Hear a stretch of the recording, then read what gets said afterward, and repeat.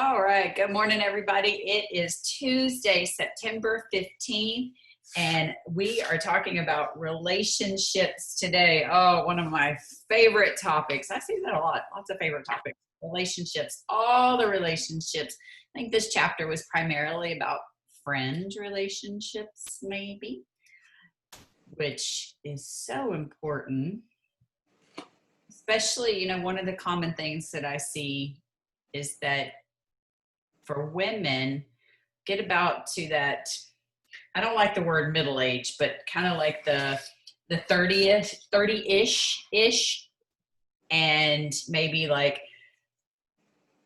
to 45-ish, women become very isolated just by and large. It's like, regardless of whether it's the kids' ages or work or things like that, there's a lot of different factors going into it. But one of the factors that I see that's common in that age range is that women are done.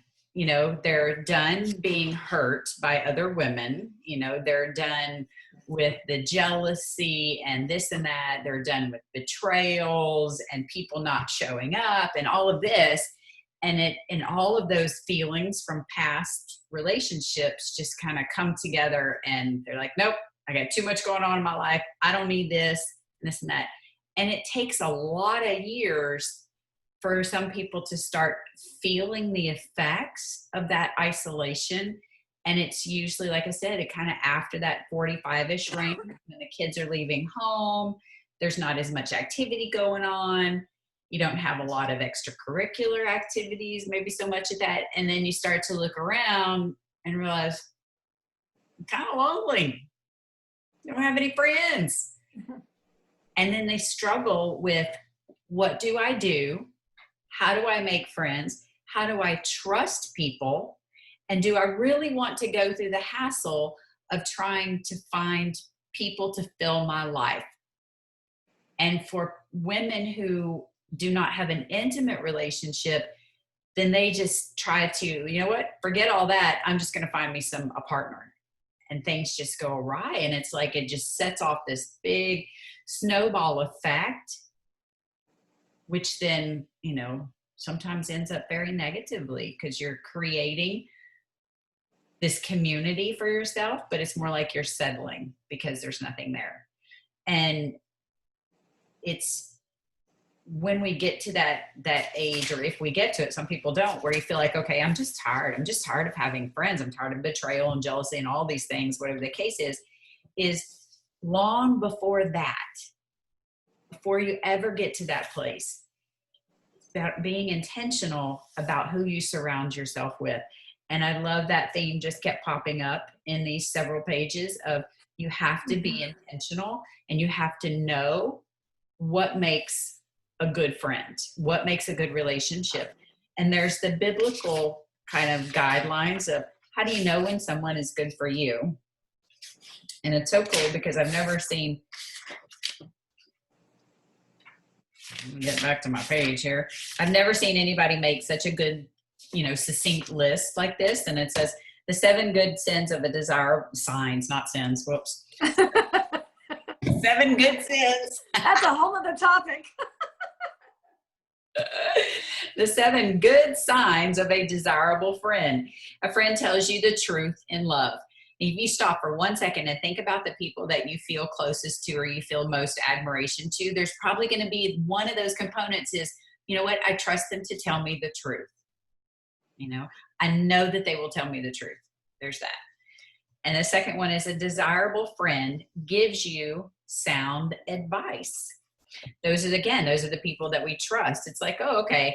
And sometimes it's like, well, I don't really trust their advice, but I listen, because there's might be something that you're picking up on, So a good friend gives you advice. I think that is less about their thoughts and opinions and more about in consideration of you and what you're going through. A desirable friend refines you, and for me, I'm curious as to what you guys think that means. A desirable friend refines you. Susan, what do you think that means to you? For me, I feel like if a friend is refining me, they're opening me up to new ideas or new ways of thinking or doing things that I hadn't thought of before. So almost like leveling me up. So opening up the possibilities for what they know, and then vice versa, I can do the same for them. So if it says iron sharpens iron, I think that's how they refine me.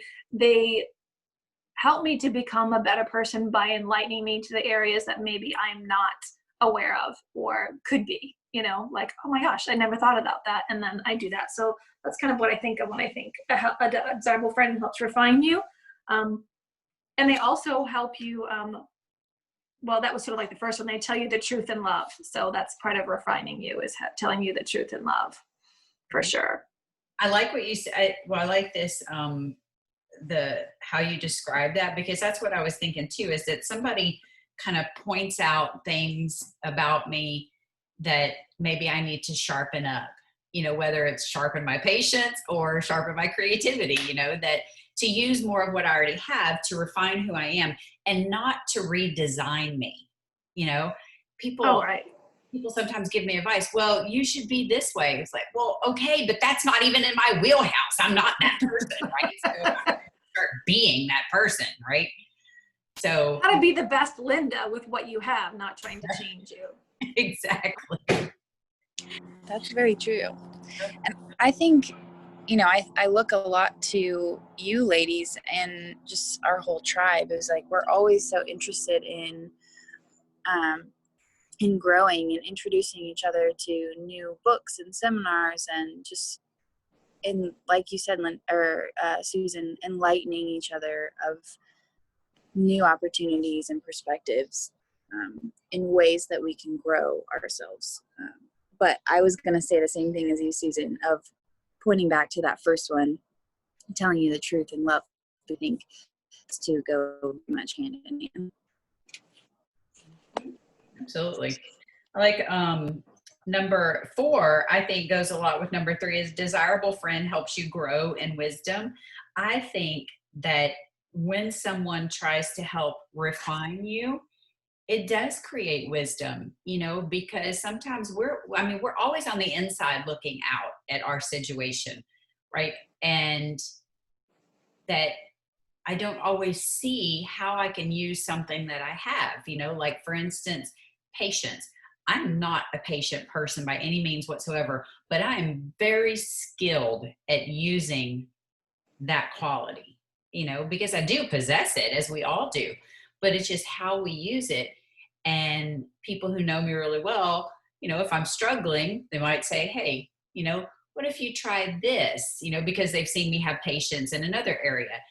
And that not only refines me, but it makes me a little wiser, because especially if I listen to them and say, oh, wow, okay, I just learned something about myself. Maybe I can use things this way to be different. To me, that's wisdom. It's growing in who I am, you know, and not trying to be something I'm not. Let's see, number 5. Yeah. Oh, I'm sorry, go ahead. I was just going to say that was a good, just like slightly different application of that, which I really liked that, Linda. It's like you said, when you're refining, you're bettering the parts that you already have, right? Not redesigning you. But then with the wisdom part, you're applying that, maybe a skill that you already have, but you're applying it in a new way or a new part of your life. I like that. Absolutely. You know, it's funny. People ask me all the time. It's like, how can I, you know, in my field of psychology, you know, how can I look at someone, or how can I take just little information about them and make valid assessments about their behavior? And I believe that, you know, qualities are a lot like tools, you know, like hammers and screwdrivers and things like that. They're used in certain ways, right? And people use them differently. Just like, you know, a hammer, it seems so odd. Well, a hammer you have to bang. Yeah, but people pick up the hammer and they use it differently. They hit differently. They aim differently. They do differently. They do according to what's natural to them, right? So I can look at someone's qualities that they have, just kind of observe them for a while to see how they use those qualities. They're going to use those qualities in similar ways across, you know, different subjects or times or things like that. And, you know, to me, helping someone use one of their qualities in a way that they do in another area. I think that's helping them learn more about themselves. It's how you become wise. Mhm. All right, a desirable friend stays close to you.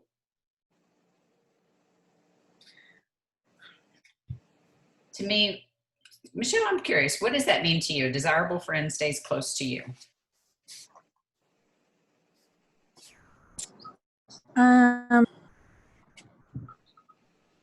When I was reading this the first time, I thought more, well, I don't know, 5 and 6 are kind of combined together for me.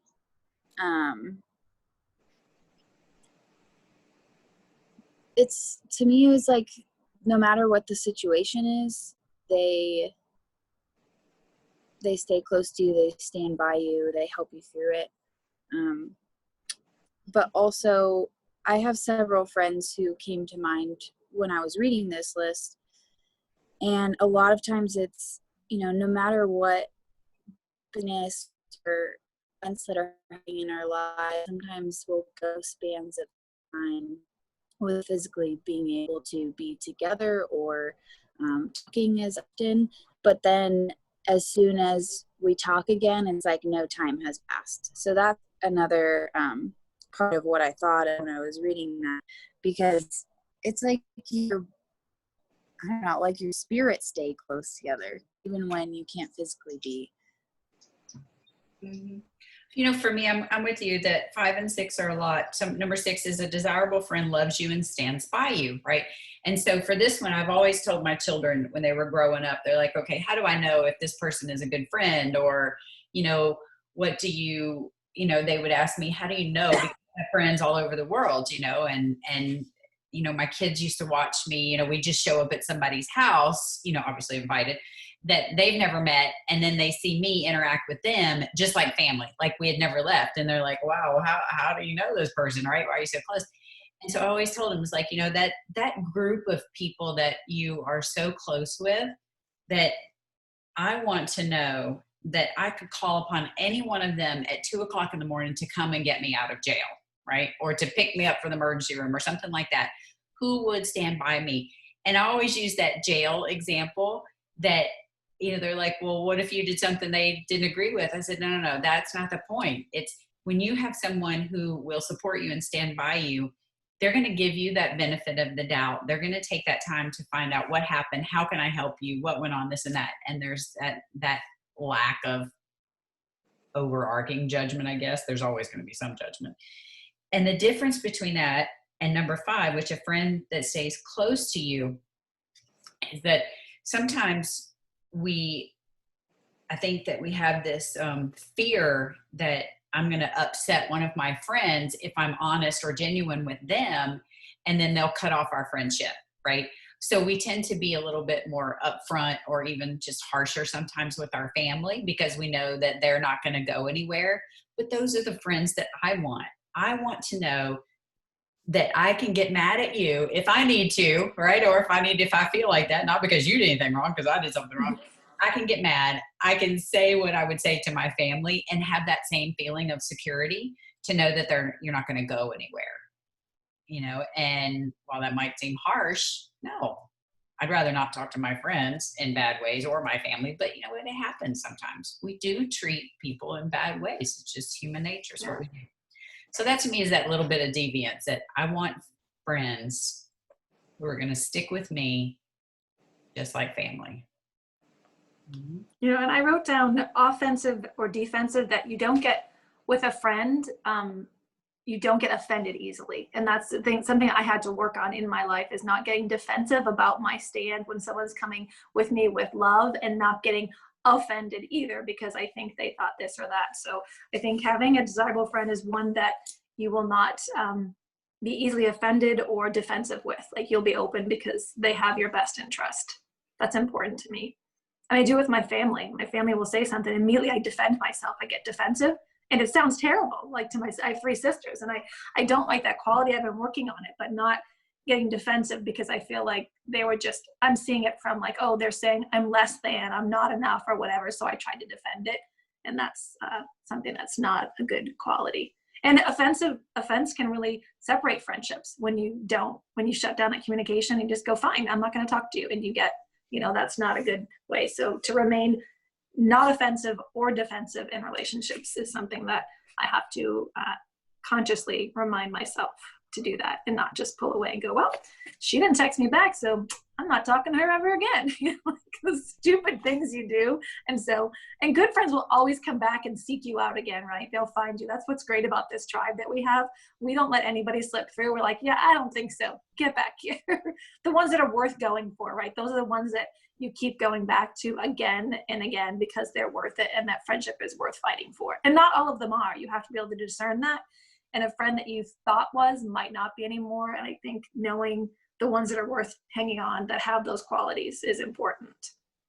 I think like friends, it's okay for friends to leave that in your inner circle, just like family. My kids pack up and they leave home, and it's not uncommon for me to go a week or 2 weeks, sometimes unfortunately maybe more, without talking to them, just because we get busy. But the relationship never stops, and they always come back. And so same thing, with other family members. I mean, I think we all have extended family that we probably haven't talked to in years, but if you answered the phone today and it was them, you wouldn't have to reconnect, it's No. just, you're there.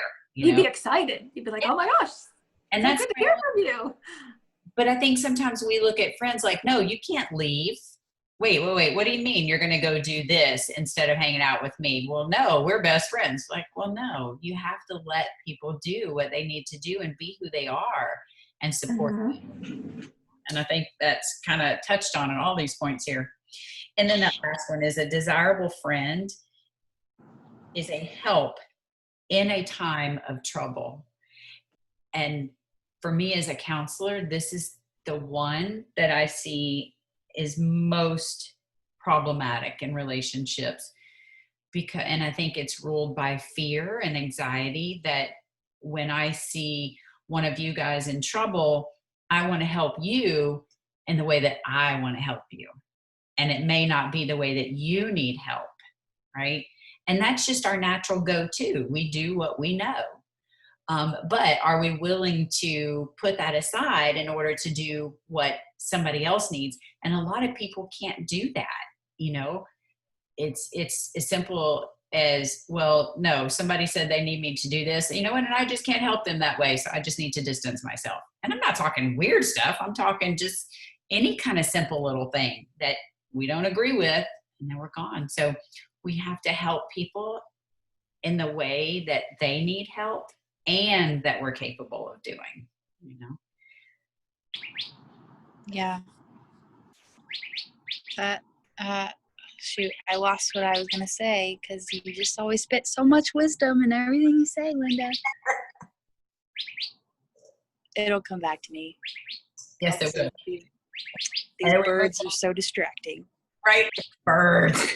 And we move over to the 7 signs or sins of an undesirable friend.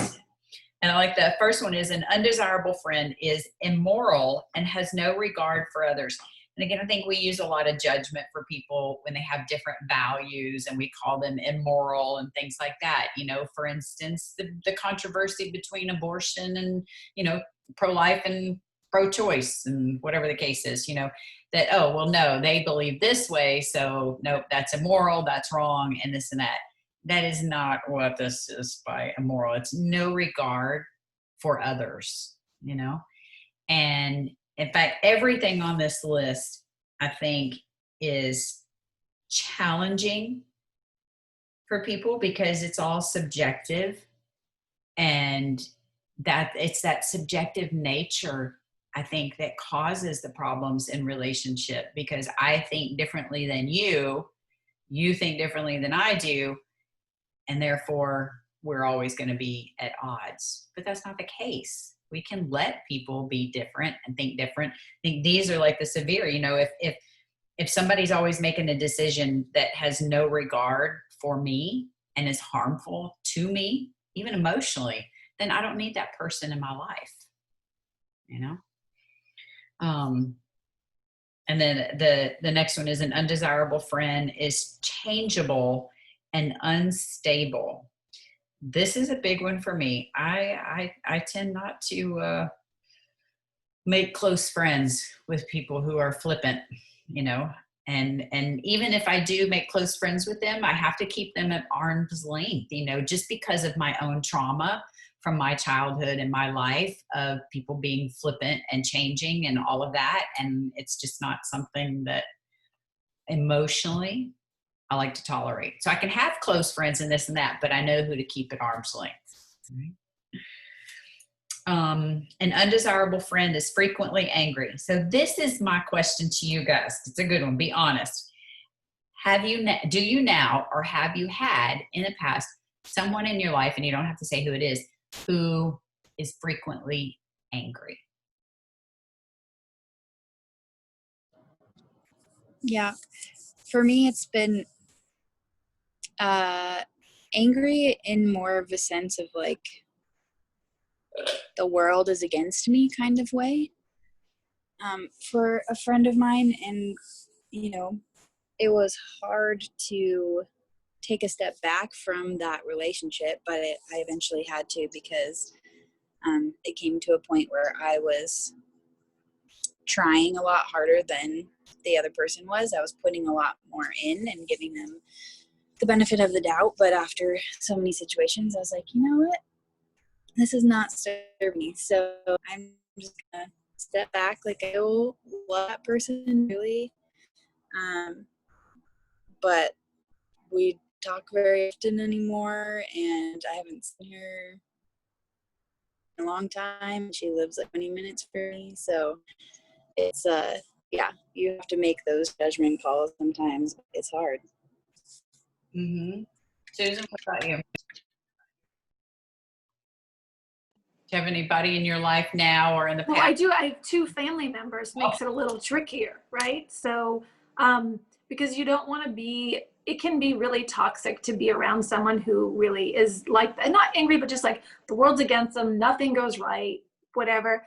And that balance of being in their life to show them the light of how it could be, which I've tried, doesn't always work because they're just have that tunnel vision of where they want to be. So, I think it's guarding my heart and my time with those conversations so I don't bring myself down and feel like, oh my gosh, if they could just be this way. And I also don't want to come from a place of judgment or condemnation of them. I just know what's on the other side of that is so much joy and happiness. And that's what I want for them because I love them. So when it's someone like a family member who you're not going to really distance yourself from, for me, it's finding that balance with them and how to still show up and be the light and just consistently be myself and my perspective. But like I said, not condemning them, but letting them sort of see. And I think when you're toxic like that, if you've had that, Michelle, with friends, is you can't even see it from the outside because that's your mindset 24/7. You think everybody's done you wrong, nothing's going right, and you can't see outside that. And I always say, how do they even have any friends? Because I just think, and maybe it's because I'm family, I get that side of them, you know, and maybe out in the world, they're not like that, but I feel like you carry yourself wherever you go, right? And it's a hard way to live. You go, oh my gosh, if I had to live in your head all day long, I would go insane. But yeah, so I think juggling family, you can't really, and I want to walk away from this family anyway. So trying to figure that out. You know, so it makes me sad. You bring up a really good point that, you know, I look at people and their qualities, their personality, behaviors, things like like a strainer, like a colander, you know, or you're straining spaghetti, that we can only wear our filters for so long. And they're only so protective, you know, so that if I have the majority of my exposure to people is with family, you know, that filter is going to be really thin. A whole lot of my personality and my true self is going to come through the more exposure that I have to them. As where in the opposite fashion, if I have less exposure to my family, then I can keep that filter on. I can present an image. I can, you know, adapt and maybe keep things peaceful and tolerate the things that I wouldn't tolerate in another setting, you know, so I can tolerate that because my filter can stay intact when I have less exposure. Is that right or wrong? I don't know. Sometimes we need a filter in order to keep a relationship in our life for a beneficial reason. You start cutting off family ties and family's going to cut ties with you, so sometimes we have to have that filter. But I think you have to look at, how much of that filter do I need, and do I really need it? Most of the time we don't need it. So there are times, but most of the times we don't need it. I think also coming to those relationships for me with prayer and compassion, because these people are not, it's not fun to be unhappy all the time. It's serving a purpose or protection or something. And that's what I pray for, that would be lifted, because nobody can be happy being on, either they've been hurt and that's their protective mechanism. There's a reason that we're always doing the actions that we have. So I think about that, and it's easier to tolerate it when I think this cannot be a fun place for them to sit in. Mm-hmm. And number 4 is an undesirable friend gives ungodly counsel. And, I can suspect that, at first read, people might be thinking, well, yeah, but I wouldn't have anybody in my life who gives me that advice or tells me to do ungodly things or this and that. But you know what? I bet if we think about it, we could probably think of a few people that might still be hanging around in our lives that wouldn't necessarily give us healthy, good advice for us. And that's why we don't go to them for advice, but yet they're still in our lives, And I had a friend who, I had to put some distance between for a bit because, my husband has some, I hate that word, special needs, because. So do I. Actually, I was thinking that yesterday because I was working on my bio on Instagram, and I thought there's got to be another word. I hate that word. For that. Yeah. My husband is who he is. Exactly. And that requires a lot of skill on my part to be able Amen. I can relate. To be able to cope with that, because it's not like he's undesirable or this and that, but he has some characteristics that are challenging. But does that mean that I rule him out of my life? No. And so there are times when it's very challenging because of just the nature. And you know what? I'm no different to him, because he is who he is with his own set of needs, and his needs conflict with what I have to offer. That doesn't mean one is right or wrong. It means that we're really challenging for one another, just because we're very different. And so I was sharing some issues with a friend of mine, and she said, I know why you guys got together. I know the godly path and this and that, because God definitely brought each of us into one another's lives.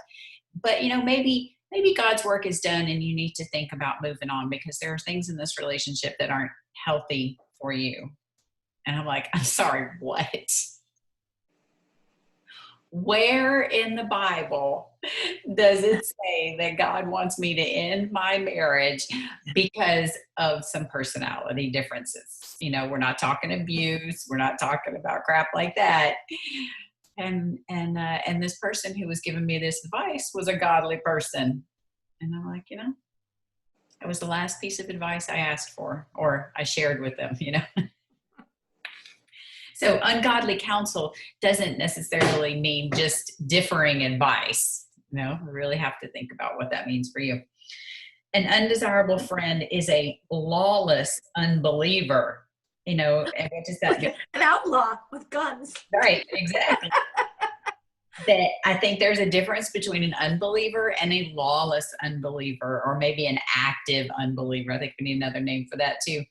That, my father was not a believer, and my father was, a self-proclaimed atheist. And if you know anything about the difference between atheism and, let's say, being an agnostic or whatever, that it's not just a matter of he never believed in his life. An atheist is someone who believed or attempted to believe or whatever, did the research and rejected the belief. There is a rejection of beliefs when you're an atheist. And so my father was an atheist. and he rejected things and he had his reasons, but he didn't push those reasons onto me. No one would ever know unless they asked him the question. And what my father did instead was that he encouraged me to do my research, and he would challenge me on the reasons that he rejected things. And then I would go run and do my research and make up my own mind, you know? And so I think him doing that created a much bigger, stronger, more faithful believer in me. Mm. Not that we can't be believers, it's just how do they disbelieve? Mm-hmm. All right, so let's see. And then an undesirable friend is a fool. I'm just going to skip right over that one, right? No, and an undesirable friend is irreverent toward God and has his laws. And I think this kind of goes with that lawless unbeliever, that an undesirable friend is active in their irreverence toward God and the beliefs, and not just that they refute it for themselves, but they refute it for me. Mm-hmm. All right. I know I took up the whole conversation there because I'm that way and I wanted to get through all of that. And so just kind of that culmination, Michelle, what are your thoughts? What are you going to take away from this chapter and start looking at in your life and your relationships? Ooh, well, I think the biggest thing for me is looking at the 7 good signs of a desirable friend and just taking that as like checkpoints to assess the friendships that I currently hold close to me, and other, relationships in my life, and just kind of take a tally, see where my relationships are at. I think it's very easy for us to make excuses in our relationships, or to overlook things that truly aren't serving us because there's other things that we desire in the relationship or that are serving us in some degree. So it's a really humbling process to be able to do this with your friendships, relationships. And that's what I remembered that I was going to say at the end of that list when you're talking about helping a friend in time of trouble, is that in itself is a very humbling process, because like you said, you sometimes have to step away from how you would personally approach the situation and think about the need of the other person and what they truly need in that moment from you. So yeah, I think that I will spend some time within this next week and just kind of take an assessment of where my friendships are at. People often ask me, how can I get people to like me, or how do I know people are going to like me? And thinking about, Stormy says, if you have friends with such characteristics as these negative ones, ask God to send you new friends, right? And people ask all the time, how do I know that this is going to be a good friend? How do I know this? How do I know that? And, I think that we can get distracted by worrying about things we can't control. I can't control whether or not you like me. So I'm not even going to evaluate that. When I meet people, I tend to be at first kind of quiet, very observant to see if I'm going to like them. And that's not to be judgmental. It's going to be looking at these qualities and characteristics to say, is this someone that's good for my life? And that has no reflection on them as a person. It just means that maybe we're not a good match. That's it. Doesn't mean they're not a good person, but it just means that I don't want to draw them in. And that's the way I approach relationships is, where can we match, and what good can you bring to my life? Because ultimately you get to decide if I'm good for you. What do I have? I don't have any control over that. All right. And then last thing, is Stormy says, don't leave your relationships to chance. It's easier to protect them than it is to fix them. And far too often, we leave our relationships untended. It's like a flower bed that never gets weeded. There's always going, and that doesn't matter the relationship. The closer the relationship, the more it needs to be tended. Mm-hmm. So, all right. I'll be pulling weeds with the both of you today. No, just kidding. Hey now. Can I Alright, just I add would- something too? Of course. The 7 good signs of a desirable friend. I also need to look at that of myself and see where I'm showing up as a good friend. Besides being a measure to my friends, I need to look and say, okay, are these things that I'm doing or being, and where could I be better at any of the 7 of them? Mm-hmm. And you know what, Susan, a super good point, because that is so true. We need to look at how we're being a friend to others, but there's that really fine line between, you know, am I trying to be something for them or am I being something for myself? And so one of my guiding criteria is to be to be this way towards myself. So I look at, okay, what kind of friend am I to you, right? And so that might seem, oh, okay, well, I just need to help you do everything. You know, I need to help you. If you need me, I need to be there for you. But you know what? I can't focus on that because that's outside of my control. But what I can do is be there for myself. If I'm in the habit of showing up for myself, I will be in the habit of showing up for you. When we have compassion towards ourselves, that's what other people see in us, and that's what we're going to share. So being a friend to yourself first, it just kind of, it's almost like a bonus, you know, it's I just love that. happen. Yeah, good advice. It's just going to happen. We're going to give people what they need if we're capable of giving ourselves what we need. All righty. What a good topic for today. Love it. Love it, love it, love it. All right. Well, how about we say some prayers? Dear Lord, I lift up every one of my relationships to you and ask you to bless them. I pray that each one would be glorifying to you. Help me choose my friends wisely so I won't be led astray. Give me discernment and strength to separate myself from anyone who is not a good influence. I release all of my relationships to you and pray that your will be done in each one of them. With my difficult relationships, I ask that your peace would reign in them. Specifically, I lift up to you my relationships that I struggle with, as well as the ones that seem so peaceful, because they can go awry too. I know that the two can't walk together unless they are agreed upon. So help us to find a place of agreement, unity, and like-mindedness. Where either of us needs to change, I pray that you would change us. Dear Father, for my own prayers today, I ask that you keep me focused. Help me to stay focused and on track of cultivating good relationships, because I know that I take them for granted and they tend to go by the wayside. And then when something happens and they turn sour, my first thought is, what did you do wrong? What happened? This and that. So, you know what? I ask you just to help me have some humility and some patience, and to look at things not in the sense of what's wrong, but what can we do to make things great? Because I just feel that's what we're supposed to do. And I need reminders of that.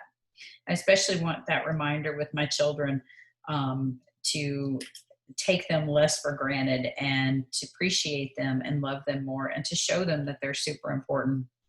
Mm-hmm. All right. Susan, you got anything?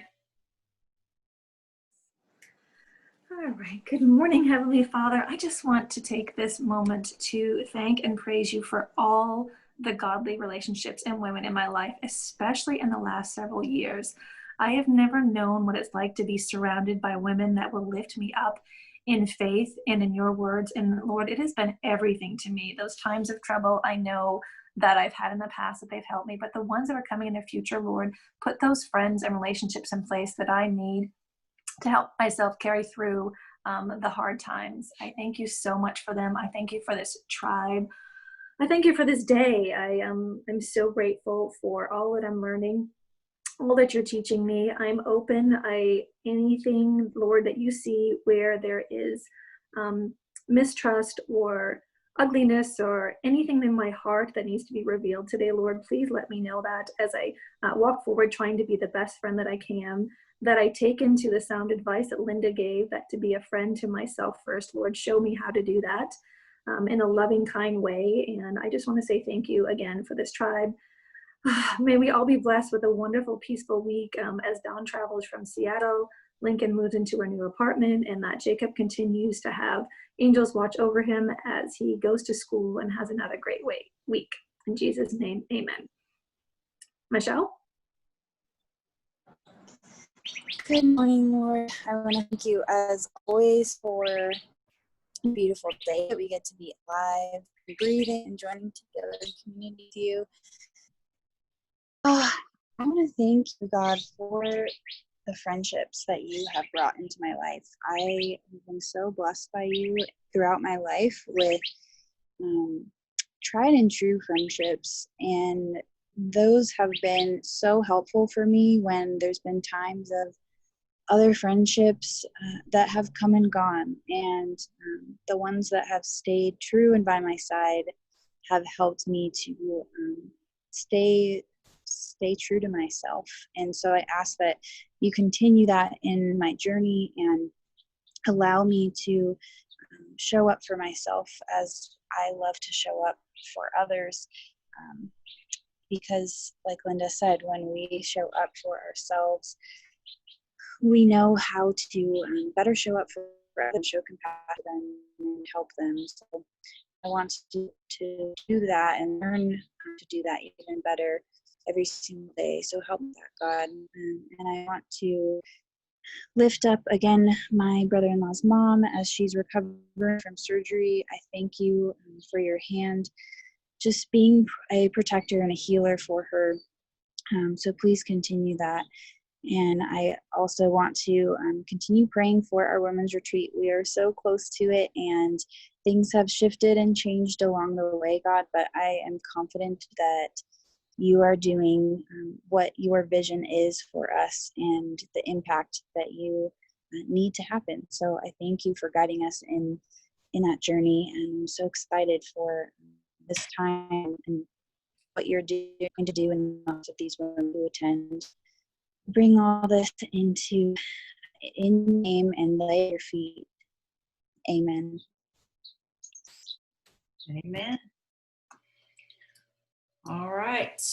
Join us every day, Monday through Saturday, 9:30ish Eastern Standard Time. And we are out.